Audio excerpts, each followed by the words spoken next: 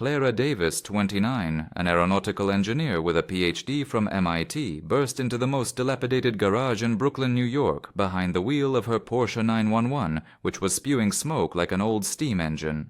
She was at the end of her rope. In 48 hours, she had to present the prototype of a revolutionary engine designed to transform the auto industry. But the system was completely out of commission.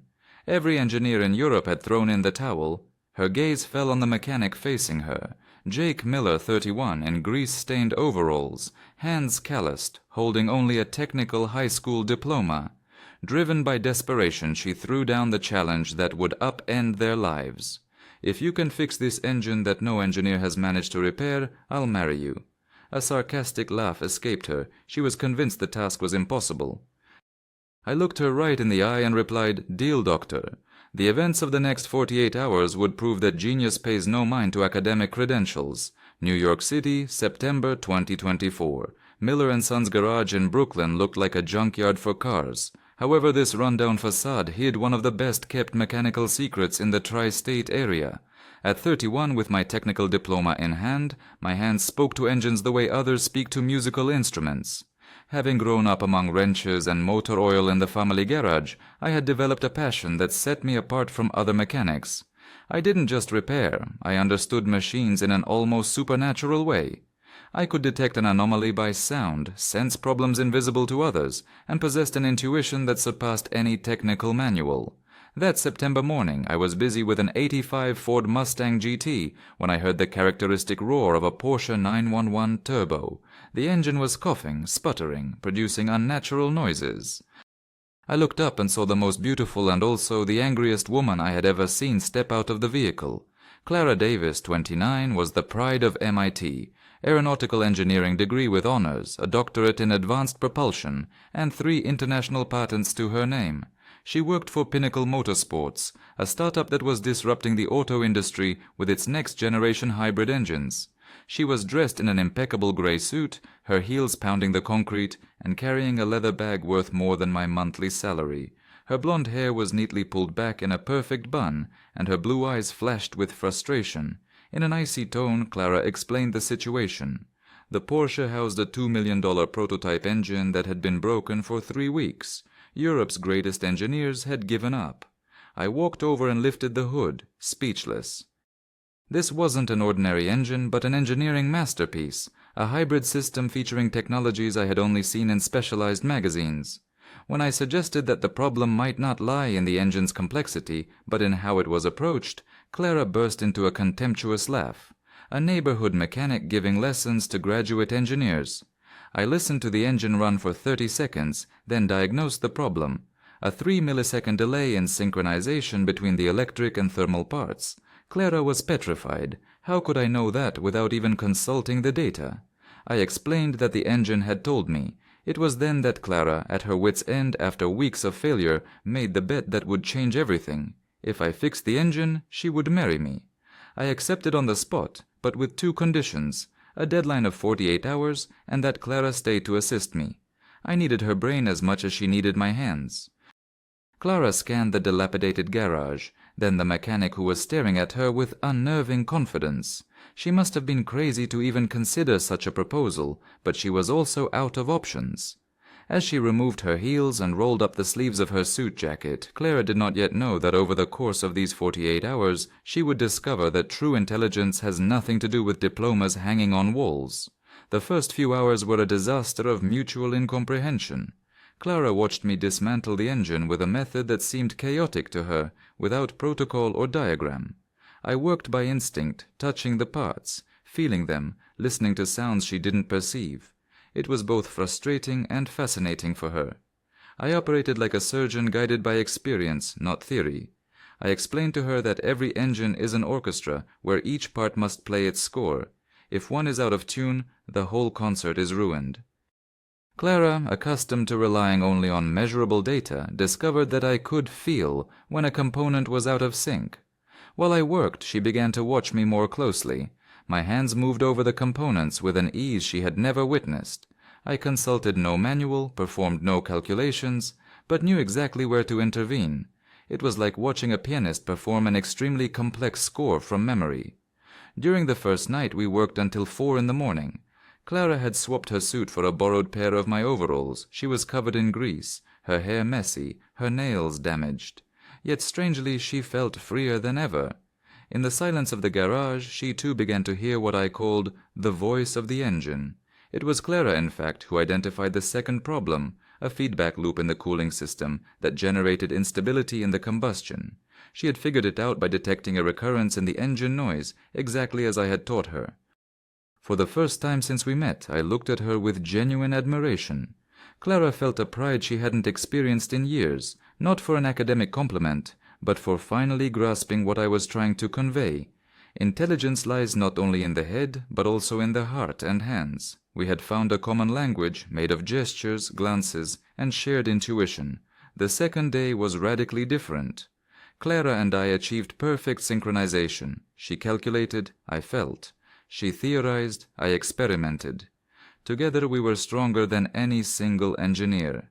Clara realized that I wasn't just a simple mechanic, but that I possessed an understanding of engines that transcended manuals. I saw connections that others missed, understood problems that computers didn't detect. I was like a doctor who diagnoses a disease not by its obvious symptoms, but by almost imperceptible signals. I spoke of engines as if they were living beings, each with its own personality. In the atmosphere of the garage, something was changing. It was no longer just the smell of grease and metal, but also a new tension, an attraction neither of us had anticipated. Clara found herself watching my hands as I worked, noticing the movement of my muscles under my t-shirt when I lifted heavy parts. I was fascinated by Clara's intelligence, not the cold academic intelligence I had imagined, but a keen, curious intelligence, capable of adapting and learning. Clara confessed that she had always followed her family's expectations in becoming an engineer, but recently she felt something was missing, that everything was too theoretical and disconnected from reality. I admitted that I had always been afraid of college. In the garage, I was the best, but I was afraid I wouldn't measure up in an academic environment. Clara told me I was smarter than many professors she knew, but with a different kind of intelligence, one that wasn't afraid to get its hands dirty. Towards the evening, we managed to isolate the main problem, a design flaw in the control software that interacted poorly with the mechanical part. It required both Clara's theoretical expertise and my practical intuition to solve it. She had to reprogram the control unit while I physically modified the injection system. This was the point of no return. We would either succeed together or fail together. Clara looked me in the eyes and said she trusted me. No one had ever given me such complete trust. I went to work with surgical precision, while Clara modified the software like two dancers in perfect harmony. At midnight, the engine was ready for the test. It started with a perfect, clean, and powerful purr. No more clicking, no more abnormal vibrations. It was perfect. I turned off the engine and turned to Clara. We were very close, covered in grease, both exhausted but happy.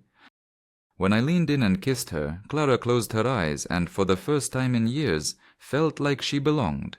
It was a kiss that tasted of grease and new possibilities, of two worlds finally meeting. The following days were the strangest of Clara's life. The engine test at Pinnacle Motorsports was a triumph, but she couldn't stop thinking about me. The euphoric CEO spoke of $100 million contracts with Ferrari. Clara smiled, but deep down she was uneasy. The success belonged to me, too, but how could she explain that to her world?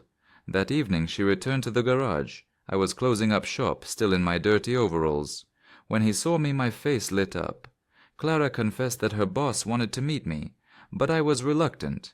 I didn't belong in Clara's world. I hadn't attended her schools. I didn't speak their language.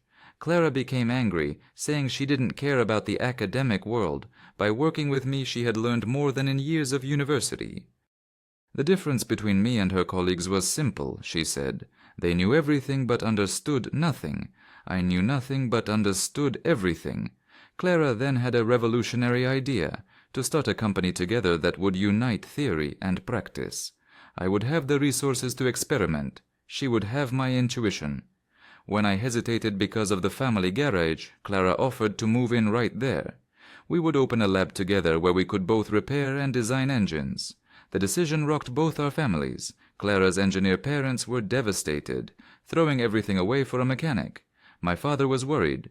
This girl was too high above me. She would only hurt me. But Clara and I had something stronger than social prejudices: love and the certainty that we were better together than apart. We found ourselves fighting against two worlds that refused to mix. Clara's colleagues thought she was crazy. My friends thought we were aiming too high. But we had discovered that differences can become strengths, that true love doesn't look at diplomas, but at the heart. One evening, holding Clara's hand under the lights of the garage that was becoming our home, she made the final decision. She didn't care what anyone else said. I would become her partner, in business as in life, uniting our talents to create something unique in the world. 6 months after that magical first night, we had transformed Miller & Sons into something unprecedented. Precision Dreams was a perfect hybrid between a traditional garage and a cutting-edge engineering lab, where the latest computers stood next to wrenches worn by time. Clara had left Pinnacle Motorsports despite colossal offers. Her colleagues said she was insane, that she had sacrificed a brilliant career for a whim, but Clara had never been happier. I had accepted her investments to modernize the garage, creating an environment where computerized diagnostic tools worked alongside my grandfather's old workbenches. Our first major project arrived by chance. Alessandro Rossi, a Formula One driver, had heard about the miracle engine and brought us his $3 million Ferrari. He had a subtle problem that no Ferrari engineer had solved: a loss of power on the straight for no apparent reason. Using the computers, Clara detected a pressure loss of 0.3 bar in the supercharging system. I meanwhile heard that the turbo's sound was slightly different during acceleration. Together we found the cause: a micro fissure in a gasket that only opened under extreme stress. The repair was flawless. Rossi was so impressed that he talked about us in the paddock. Soon drivers, collectors, and auto manufacturers began to flock to us. Everyone wanted the magic touch of Clara and Jake, the union of brain and heart, of theory and practice. Success also brought its share of challenges.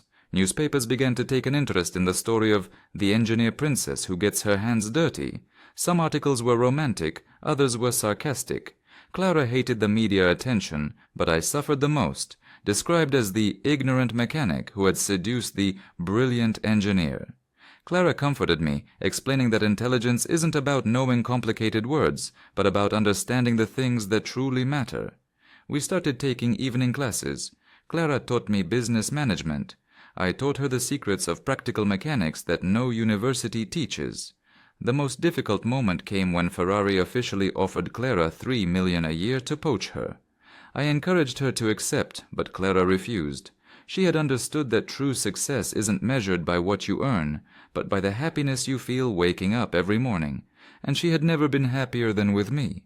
That night we mapped out our future. One day we would open a school where engineers and mechanics would learn from each other, where theory and practice would meet to create wonders. It was an ambitious dream, but together anything seemed possible. 2 years after that memorable night, Clara and I were preparing for the most important day of our lives. Not only were we getting married, but we were also inaugurating the Precision Dreams Academy, the first school in the world where engineers and mechanics would study side by side. The idea was born when students from MIT asked to intern with us. We realized that these young people knew a lot of theory, but couldn't change a simple spark plug. At the same time, many young mechanics arrived with golden hands but lacked the scientific foundation to understand modern engines. We had created a revolutionary bridge, a place where those who know how to think learn to do, and those who know how to do learn to think. The original garage had become the heart of a 30,000 square foot complex. There were computerized labs where students designed engines with cutting-edge software, equipped bays where they built them with their own hands, and classrooms where university professors taught alongside mechanics with 40 years of experience. The Precision Dreams Academy already had 150 students enrolled for the first year. Young people from MIT sat next to the children of mechanics who had never touched a computer.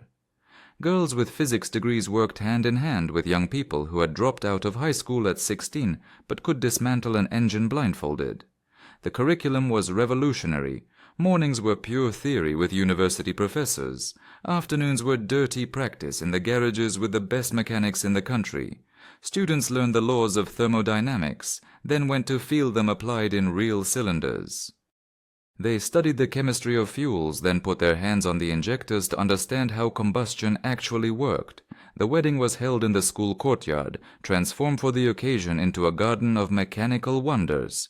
Instead of flowers, the most beautiful engines built by the students were displayed: a Ferrari V12 restored by a mixed team, an electric motor designed entirely from scratch, a promising hybrid system. The guests were a spectacle in themselves. MIT professors in suits and ties sitting next to Brooklyn mechanics in their Sunday shirts. Ferrari engineers discussed with 19-year-old female students in elegant dresses, but with traces of grease still under their nails. It was the world Clara and I had dreamed of, where social barriers faded before shared passion. Clara wore a simple but elegant white dress, chosen specifically so she could get it dirty without drama. She knew she would want to show off the labs during the party. I had opted for a dark blue suit that made me look like a prince, but I deliberately kept my hands a little greasy. It was my trademark. The ceremony was officiated by the local mayor, a former factory worker. He spoke of two people who had proven that the most beautiful love is born from the ability to overcome prejudices. The most moving moment was the speech by my father, Peter, 82, a life spent among engines. He confessed that he had told me all his life, "With dirty hands you eat better than with your head in the clouds." He admitted he was wrong. Clara had taught me that you could have both at the same time. Clara's father, Michael Davis, admitted his error. He had long thought his daughter was wasting her talent. He now understood that she was multiplying it. During the party, the guests visited the labs, amazed by 20-year-old students working on science fiction projects. The biggest surprise came from Alexandro Rossi. Ferrari had decided to fund a second branch of the school in Chicago. Soon after, Ford, GM, and Nissan announced they wanted partnerships. The idea of uniting theory and practice had won over the entire American auto sector. Clara and I were going to become consultants for the entire industry. The offer was extraordinary. As the party was in full swing, we slipped away to our old lab. The first engine we had fixed together was displayed under glass, with a plaque telling our story. I remembered Clara's joke about the marriage. She now said it was the smartest thing she had ever said. 3 months later, the Chicago branch opened with 200 students from 27 countries. We divided our time between New York, Chicago, and a new branch in Austin, specializing in motorcycles. Our teaching method became famous worldwide. The greatest success came when our first graduating class of 130 young people received their diplomas. Companies were fighting over them.